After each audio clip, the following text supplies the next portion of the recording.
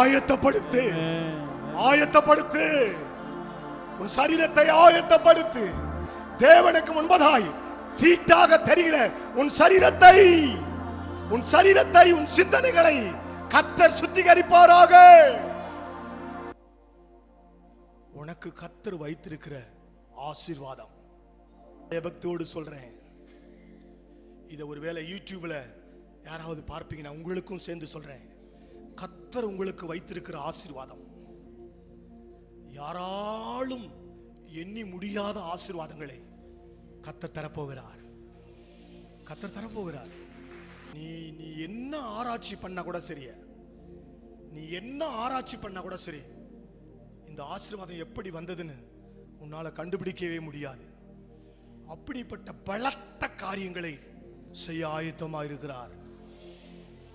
யார் தடுத்தாலும், யார் இதுக்கு விரோதமாய் நின்றாலும், யார் தடுத்தாலும், யார் இதுக்கு விரோதமாய் நின்றாலும் கர்த்தர் அதை செய்தே தீருவார். அதை செய்தே தீருவார். இது நடைபெறத்தான் போகிறது.